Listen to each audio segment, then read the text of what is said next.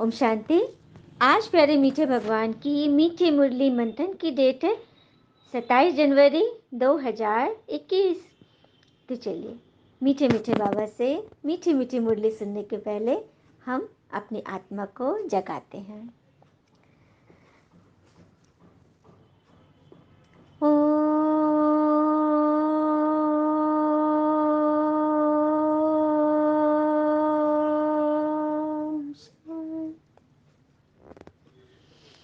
बाबा ने कहा, मीठे बच्चे, कभी भी अपने हाथ में लौ नहीं उठाओ। यदि किसी की भूल हो तो बाबा को रिपोर्ट करो, पिता सावधानी देंगे। भगवान कह रहे हैं कि कभी भी अपने हाथ में लौ नहीं उठाओ, मतलब कभी भी अपने हाथ से कोई गलत कर्म मत करो। किसी ने कोई भूले करी तो मुझे बताओ, मैं सावधानी दूंगा। सच बात है, कोई भी बात होती है ना तो ईश्वर से बताने से भगवान किसी न किसी निमित्त के द्वारा, कभी मुरली के द्वारा, कभी कोई ऐसे मैसेजेस के द्वारा हमें समझानी अवश्य देते हैं। ये तो हम सभी बच्चे का अनुभव है। प्रश्न, पिता ने कौन सा कॉन्ट्रैक्ट उठाया है, मतलब ठेका उठाया है? उत्तर, बच्चों के अवगुण निकालने का कॉन्ट्रैक्ट एक बाबा ने ही उठाया है। बच्चों की खामियां बाप सुनते हैं तो निकालने के लिए प्यार से बाबा समझानी देते हैं। अगर तुम बच्चों को किसी की कमी दिखाई दे तो भी तुम अपने हाथ में लौ नहीं उठाओ। लौ हाथ में लेना यह भी भूल है। आज बाबा ने पूरी की पूरी मुरली इसी पर चलाई है, क्योंकि हो सकता है कई बच्चे हाथ में लौ उठा लिए होंगे, गुस्सा कर लिए होंगे, निंदा ग्लानि किए। बाबा ने सब पूरी मुरली चलाई है। चलिए हम बड़े ध्यान से बाबा से सुनते हैं। ओम शांति। मीठे मीठे रूहानी बच्चे भगवान से रिफ्रेश होने के लिए आते हैं। हाँ, मुरली पढ़ने के जब बैठते हो तो रिफ्रेशमेंट होती है ना। तुम्हें पता है, बेहद के पिता से में बेहद विश्व की बादशाही लेनी है, ये कभी नहीं भूलना चाहिए। परंतु माया भुला देती है। हाँ, घड़ी घड़ी बैच को देखते रहो। जो ब्रह्मा कुमारी में अच्छे रेगुलर स्टूडेंट, पवित्र बच्चों को जो बैच मिलता है ना, जिसमें लक्ष्मी नारायण की चित्र होती है, त्रिमूर्ति का चित्र होता है, शिव बाबा का चित्र होता है, हर एक वैरायटी के बैजेस हैं। तो वही बाबा कह रहे हैं कि अपने बैच को देखो कि क्यों मिला है हमें, क्या काम है इसका, क्या करना है हमें। और पिता और वर्षे को याद करो। सभी बच्चे की अवस्था नीचे ऊपर तो होती रहती है। हाँ, इसमें भी माया जिसको समर्थ पहलवान देखती है उनसे ही लड़ाई करती है। जैसे महावीर हनुमान का दृष्टांत है ना। हनुमान जी के बारे में कथा तो सबको मालूम है ना। जब वो उड़ते हुए समुद्र पार कर रहे थे तो सूरसा जो राक्षसनी थी समुद्र के भीतर से, हाँ, मगरमच्छ के रूप में आई थी ना, कि मैं तुम्हें खा जाऊंगी, इतने विशाल बन गई थी। तो हनुमान जी क्या की, बोले कि मुझे पार होने दो, लेकिन बोले कि नहीं, तुम्हें मेरे मुख से होके ही जाना पड़ेगा, मैं तुम्हें नहीं जाने दूंगी। बहुत खतरनाक थी। तो फिर तो हनुमान जी ने क्या किया, खूब बड़े बन गए, एकदम विशाल बनते गए बनते गए बनते गए, और वो भी अपना मुख फाड़ते चले गई फाड़ते चली गई। फिर हनुमान जी ने युक्ति से अपने शरीर को एकदम सूक्ष्म कर लिया, छोटा कर लिया, और उसके मुंह में गए, टहल वहल के फिर बाहर निकल। सूरसा तो देखते रह गई। उसका तो यही शर्त था कि मेरे मुख में तुम्हें आना पड़ेगा। तो हनुमान जी तो गए।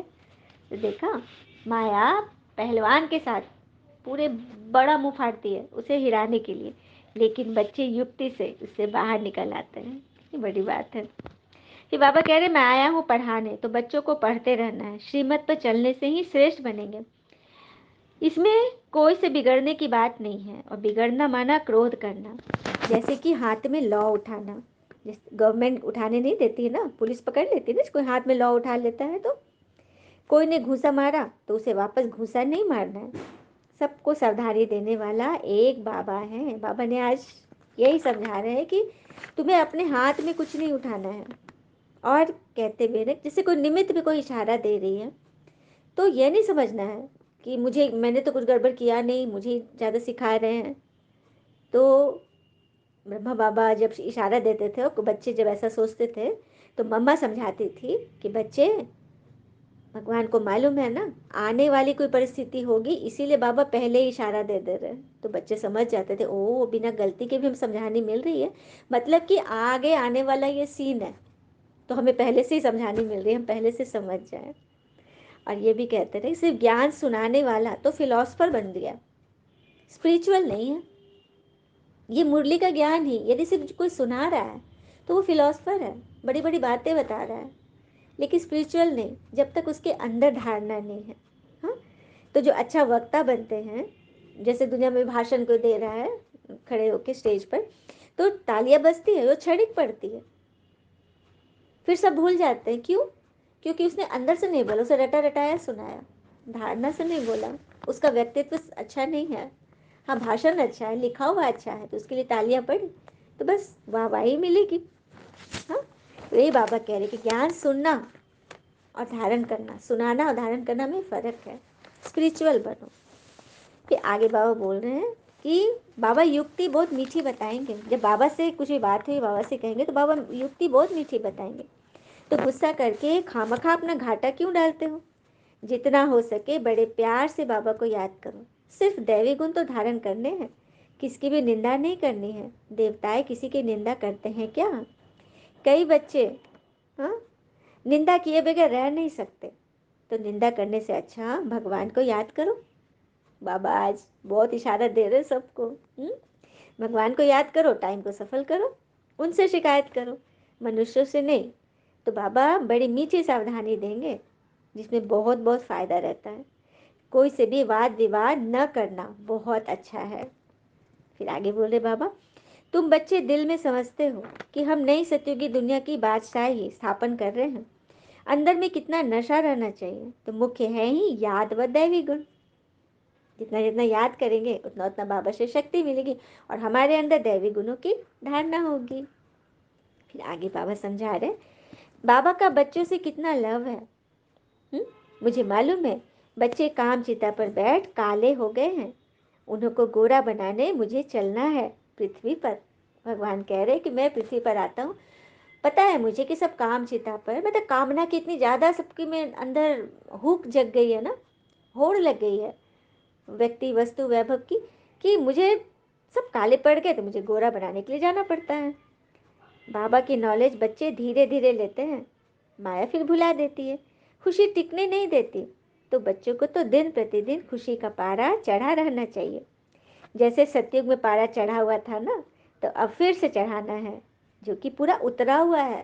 पारा सबका उतरा हुआ ना, खुशी का पारा क्षणिक चढ़ता है, लेकिन फिर सोडा वाटर की तरह एकदम डाउन। बाबा कह रहे हैं कि फिर से तुम्हें चढ़ाना है इस ज्ञान के द्वारा। फिर बाबा समझाते हैं कि माया बड़ी जबरदस्त है, आधा कल्प उसका राज्य चलता है ना। माया हराती है और मैं खड़ा करता हूँ। कई लिखते हैं बाबा हम तो गिर पड़े, तो बाबा कहते अच्छा फिर नहीं गिरना। फिर भी कई गिर पड़ते। हाँ, गिर बार बार जो गिरते तो फिर चढ़ना ही छोड़ देते। कितनी चोटें लगती है ना, सच बात है। ये तो गीत था ना बहुत सुंदर। हमें उन राहों पर चलना है जहाँ गिरना और संभलना है। हम हैं वो दिए औरों के लिए जिन्हें तूफानों में जलना है।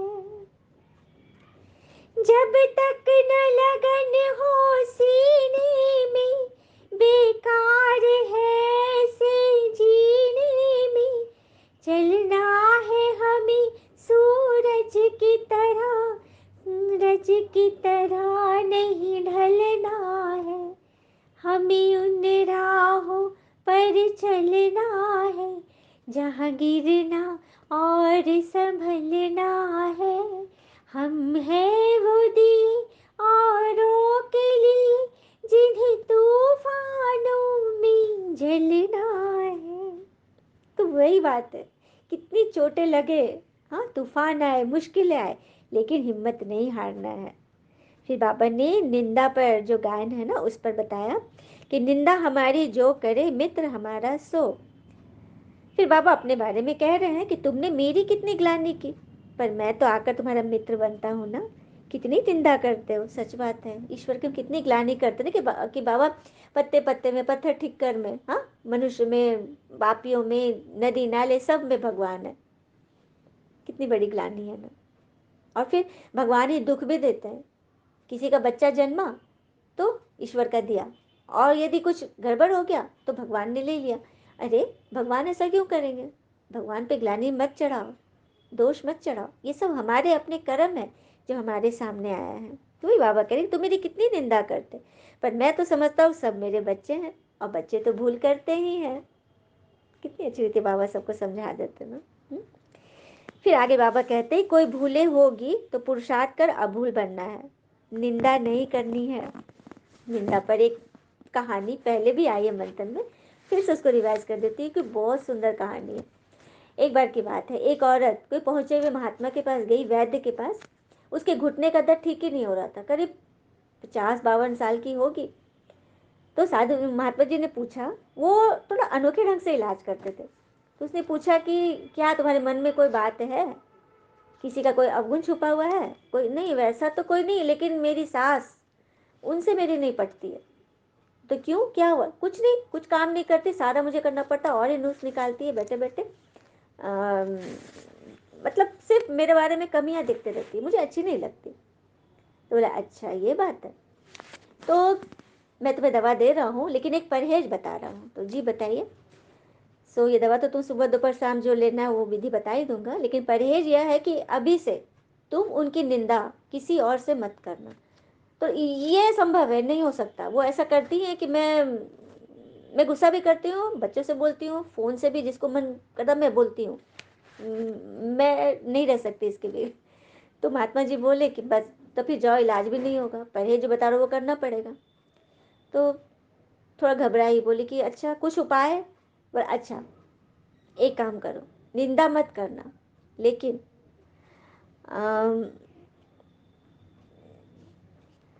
किसी और से मत करना।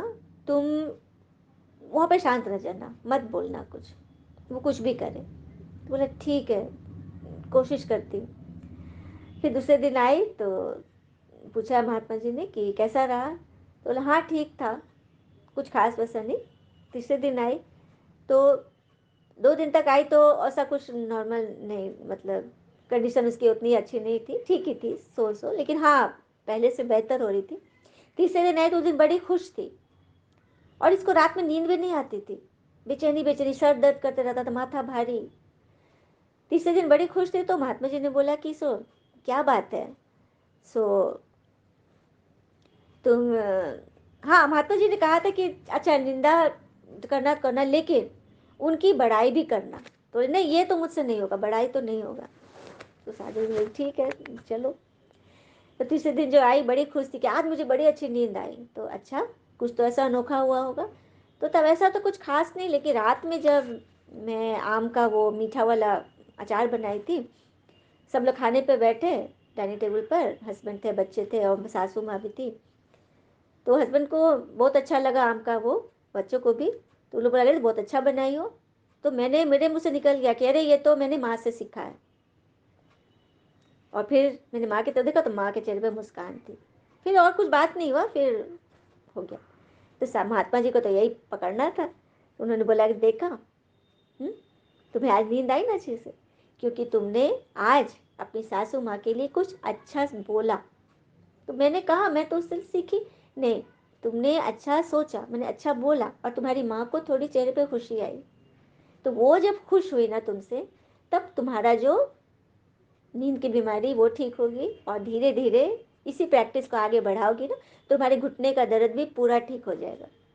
और सच में उसको इतना अच्छा लगा, उसके बाद तो फिर वो जैसे कि एकदम खुश हो गई। कुछ भी बात होती थी उसको लेट गो कर रही है, कोशिश करती थी कि मैं कुछ बड़ाई करूँ, और धीरे धीरे धीरे दोनों में संबंध बहुत अच्छा हो गया, और उसका बीमारी भी ठीक हो गया, जो कि वो ऑपरेशन कराने के लिए आई थी। तो कितनी बड़ी बात है ना। तो निंदा से कितना नुकसान है, हमारा तो है ही, घर के वाइब्रेशन भी खराब, बच्चे भी वही सीखते जो हम कर रहे हैं।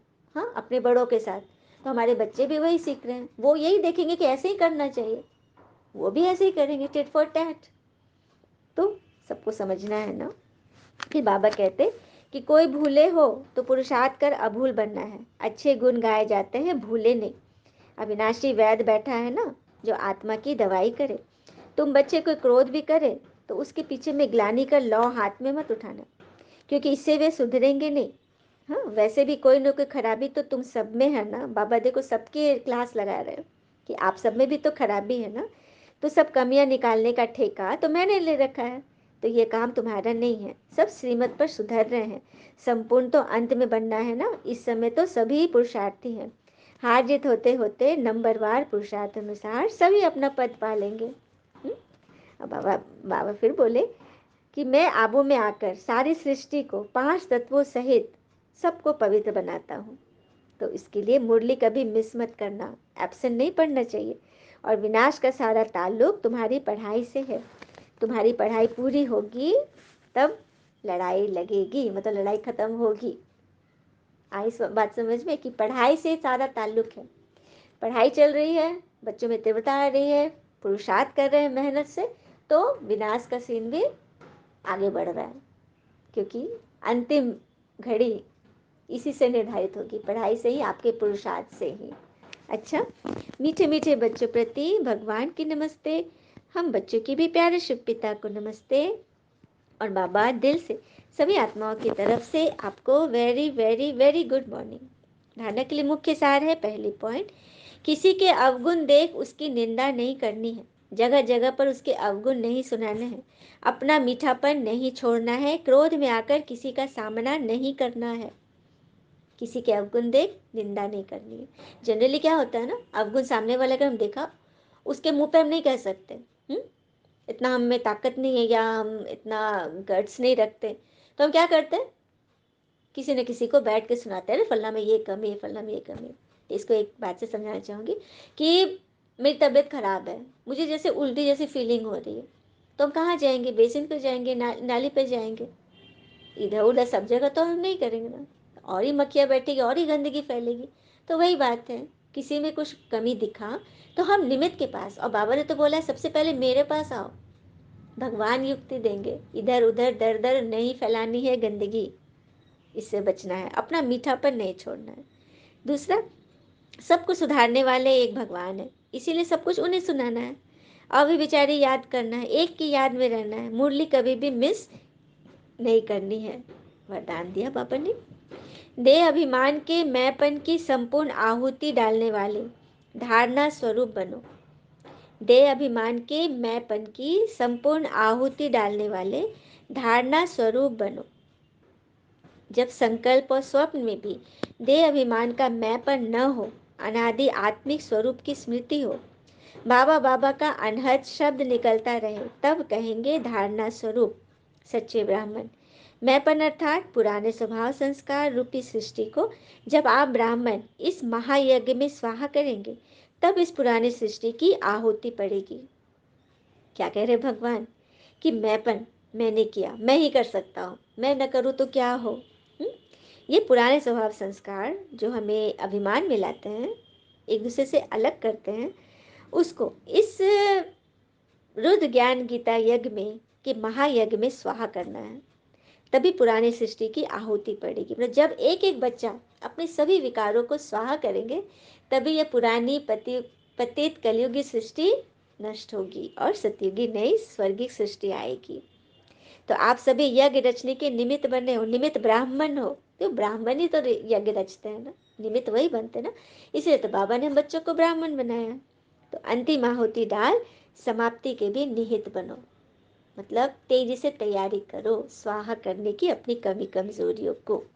स्लोगन, स्वयं से, सेवा से और सर्व से संतुष्टता का सर्टिफिकेट लेना ही सिद्धि स्वरूप बनना है।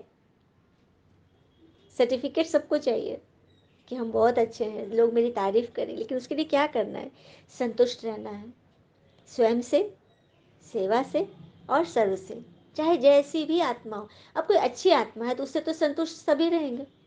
अब कोई आपकी खिंचाई करती, कोई आपके विपरीत है, आपके विरोधी है, उनसे संतुष्ट रहो, तब ना सर्टिफिकेट मिलेगा, वो भी ईश्वर से।